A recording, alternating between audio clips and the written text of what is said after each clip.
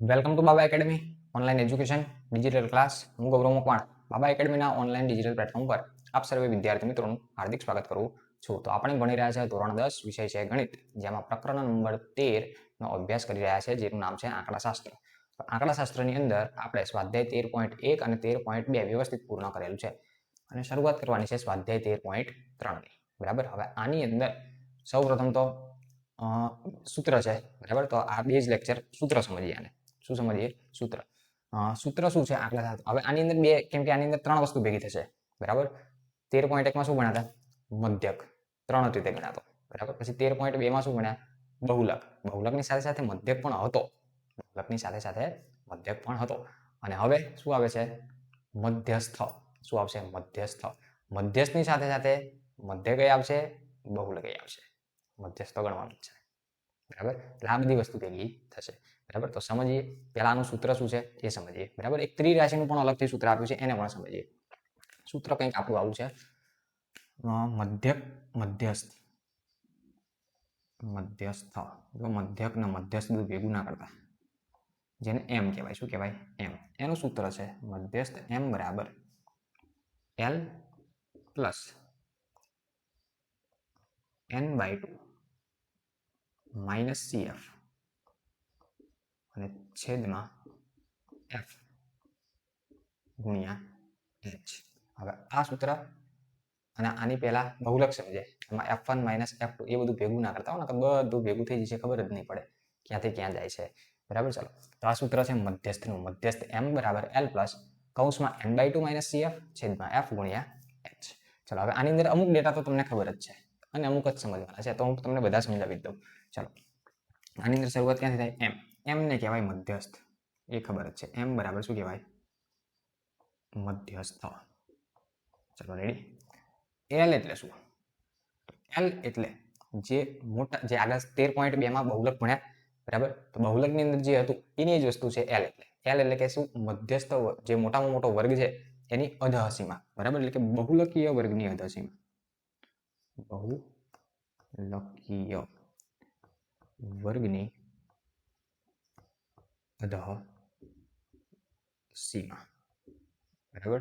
ના ખબર હોય તો પછી દાખલો આવશે એટલે વધારે ખબર પડી જશે. અને ખબર તો હોવી જ જોઈએ, કારણ કે 13.2 ભણ્યા છો એટલે આ ખબર હોવી જોઈએ. અને જો 13.2 ના કોઈ લેક્ચર ના જોયો સીધો અહીંયા આવ્યો હોય તો પહેલા આને બંધ કરી દેવાનો અને સીધું પહેલા 13 પ્લેલિસ્ટની અંદર 13.2 માં જવું. ચલો. આ L ખબર પડી ગઈ. n/2 નહીં સમજવાનું. બાય 2 એટલે ભાગાકાર. બરાબર. n એટલે શું? તો n એટલે તમને ખબર જ છે ને. n એટલે શું? Sigma fi. ખબર છે? 13.1 માં ભણે. પણ n એટલે કહેવાય શું એકચ્યુઅલીમાં? તો કે કુલ આવૃત્તિનો સરવાળો. આવૃત્તિ. બરાબર. કુલ આવૃત્તિ. આગળ કુલ લખજો. કુલ આવૃત્તિ એટલે જે આવૃત્તિ તમે લખો છો એનો ટોટલ સરવાળો કરો, એને શું કહેવાય? n કહેવાય. અને બાય 2 એટલે એના ભાગ્યા 2 કરવાના. બરાબર. જેમ કે આવૃત્તિ ટોટલ સરવાળો n બરાબર 100 થયો, તો 100 ભાગ્યા 2 એટલે 50 કરવાના. એટલું જ છે, કંઈ છે નહીં. પછી છે CF. CF ને શું કહેવાય? એટલે કે છે સાહેબ ક્લોઝ ફ્રેન્ડ. CF એટલે ક્લોઝ ફ્રેન્ડ. ક્લોઝ ફ્રેન્ડ નથી અહીંયા. અહીંયા C એટલે સંચય આવૃત્તિ છે. CF એટલે. બરાબર. ક્લોઝ ફ્રેન્ડ તમારા નથી અહીંયા. બરાબર. એ બધું ભાઈબંધી બહાર રાખવાની. ચાલો. CF એટલે સંચય આવૃત્તિ. સંચય આવૃત્તિ. સાહેબ કહેના ક્યાં ચાહતે હો આપ?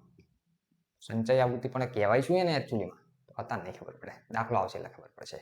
બરાબર. સંચય આવૃત્તિ એટલે શું? બરાબર. જ્યારે દાખલો આવશે ત્યારે ખબર પડશે. અત્યારે સ્વીકારવાનું કે આવું કંઈક છે. CF ક્લોઝ ફ્રેન્ડ સંચય આવૃત્તિ. બરાબર. એવું કંઈક છે, આને સ્વીકારવાનું. બરાબર. ચાલો. ક્લોઝ ફ્રેન્ડ એટલે એવું બોલે કે આવું યાદ રહી કહેવાનો મતલબ. બરાબર. કંઈ બીજી દિશામાં લઈ જવાનું ગણતરી નથી. બરાબર. દિશા ભટકવાની નહીં. આપણે ભણવા આવીએ છીએ. બરાબર. CF મતલબ close friend, sorry close friend નથી, સંચય આવૃત્તિ. મારી ભટકી જાય દિશા. ચલો. સંચય આવૃત્તિ. હવે F. F એટલે શું છે? F એટલે શું?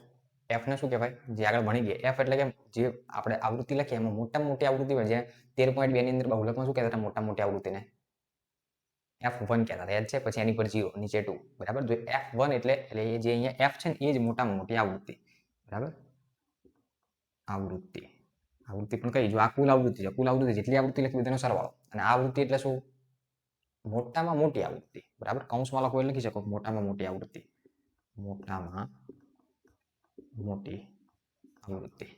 બરાબર. હવે જો તમે પુસ્તકની અંદર આ સૂત્રની અંદર જોશો તો એના ડેટા લખ્યા હશે. બહુલકીય વર્ગની અધસીમા, બહુલકીય વર્ગનું શું કહેવાય, મોટા બહુલકીય વર્ગની આવૃત્તિ, આવું બધું લખ્યું હશે. પણ આપણે જે સીધી રીતે યાદ રહી રાખવાનું, અહીંયા તમને કોઈને પૂછે બહુલકીય વર્ગની આવૃત્તિ શું, બરાબર, સીધી રીતે યાદ રાખવાનું. ચલો, એફ થઈ ગયો. એચ એટલે હવે પેલા દિવસથી જ ભણતા હોય. એચને શું કહેવાય? તો કે વર્ગ લંબાઈ. જે તમારો વર્ગ લંબાઈ લખ્યો છે એની વચ્ચેનો ગેપ કેટલાનો છે, એને એચ કહેવાય. ક્લિયર? તો આ બેઝ સૂત્ર છે. મધ્યસ્થ m બરાબર l plus n/2 minus cf છેદમાં f ગુણ્યા h. l એટલે મધ્યસ્થ, સોરી, m એટલે મધ્યસ્થ, l એટલે બહુલકીય વર્ગની અધસીમા. દાખલો આવશે એટલે વધારે ખબર પડશે, બાકી ખબર જ હશે.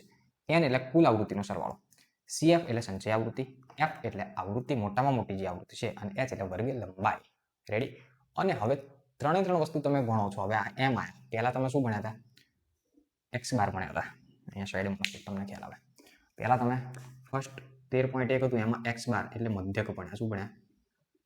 મધ્યક. પછી ઝેડ ભણ્યા. ઝેડને શું કહેવાય? બહુલક. અને અત્યારે શું ભણવાનું છે? ભણ્યા નથી, ભણવાનું છે હવે. એમ ફોર મધ્યસ્થ. તો ત્રણ વસ્તુ ભેગી થાય ને એટલે બીજું એક સૂત્ર નવું બને છે, જેમાં ચોપડીમાં એક દાખલો એનો આપ્યો નથી. ચોપડીમાં એક પણ દાખલો એ આપ્યો નથી, પણ બોર્ડની પરીક્ષામાં પૂછાય કે સ્કૂલની પરીક્ષામાં પૂછાય, જેને ત્રિરાશિ સૂત્ર પણ કહી શકાય. બરાબર? શું સૂત્ર છે એના સમજીએ. સૂત્ર કંઈક બધું ભેગું થઈને આવું થાય કે 3m equal to z plus 2x બાર. આવું સૂત્ર છે. 3m એટલે મધ્યસ્થ, z એટલે બહુલક, આ બે નિયમ અને મધ્યક. આ ત્રિરાશિ એક સૂત્ર છે જે પરીક્ષાની અંદર સીધું સૂત્ર પૂછાય. નીચેનામાંથી ત્રિરાશિ સૂત્ર જણાવો. અને 4 સૂત્ર આવા લખ્યા હોય, સાચું પસંદ કરવાનું. બરાબર? પછી આડું ઓળું કરીને મૂક્યું હોય. પાછું જો સમજાય તો આડું ઓળું કેવી રીતે કરીને મૂકે. તમે આ સૂત્ર યાદ રાખ્યું. બરાબર? હવે ઓપ્શન એમાં એવું લખ્યું છે, ઓપ્શન એમાં આ જ સૂત્ર લખ્યું. નીચેનામાંથી જો પેલા પ્રશ્ન એવો હોય કે નીચેનામાંથી મધ્યસ્થ ત્રિરાશિ સૂત્ર જણાવો, તો પહેલું સૂત્ર આ લખ્યું 3m બરાબર z પ્લસ 2x બાર. બીજું સૂત્ર બી ઓપ્શનમાં આવું લખ્યું z બરાબર 3m માઇનસ 2x બાર. ઓપ્શન સીમાં એવું લખ્યું 2x બાર બરાબર 3m માઇનસ z. અને ઓપ્શન ડીમાં એવું લખ્યું આપેલ તમામ. પેપર અઘરું બનાવવા આવું થાય. પેપર અઘરું બનાવવાનું તો આવું થાય. બરાબર? આમાં અઘરું કંઈ નથી, પણ અઘરું બનાવવું હોય તો થાય. બરાબર? જો તમને નિયમો ના ખબર હોય તો. બરાબર? હવે તમે તો આ એક જ સૂત્ર યાદ રાખ્યું, તો તમે આને ટીકા મારીને આવશો ને? ખબર પડી? પણ આપેલ તમામ આવે. કેમ આપેલ તમામ આવે? તમે આ સૂત્ર યાદ રાખ્યું. બરાબર? તો આની અંદર પાછું ફેરવવાનો નિયમ સમજો. જેમ કે આ ઝેડ છે, અહીંયા ઝેડ બરાબર આપ્યું. બરાબર? તો ઝેડ બરાબર આમાં સમજો તો શું થાય? ઝેડ બરાબર આ બાજુ આવે તો -2x બાર થાય કે ના થાય? તો ઝેડ બરાબર 3m - 2x બાર. તો આ સાચું થયું કે ના થયું? ખબર પડી? સેમ ટુ સેમ 2x બાર, આ 2x બાર ને કરતા બનાવો. આ 2x બાર ને કરતા બનાવીએ અને ત્યાં જ રાખો, તો આ z બરાબરની આ બાજુ આવે તો 2x બાર બરાબર 3m - z થાય. તો આ પણ સાચું થયું. તો ઓપ્શન શું આવે? આપેલ તમામ આવે. હજુ પાછું એક વખત આવું પણ ચેન્જ કરેલું છે. આ 3 છે ને અહીંયા ભાગાકારમાં મોકલ્યા છે, અહીંયા. પછી આ 2 ને અહીંયા ભાગાકારમાં મોકલ્યા છે, એટલે 2. આવા ઓપ્શન આપેલા હતા. ખબર પડે છે? એટલે આ રીતે પણ હોઈ શકે. બરાબર? એટલે આપણા ગુણાકાર, ભાગાકાર, સરવાળા, બાદબાકીના નિયમો મગજમાં ક્લિયર હોય. બરાબર? તો સૂત્ર એક જ યાદ રાખવાનું, પછી આમ તેમ ફેરવે રાખવાનું. બરાબર? હા, પણ પછી અહીંયા પ્લસ મૂકી દીધું હોય તો ખોટું પડે પાછું.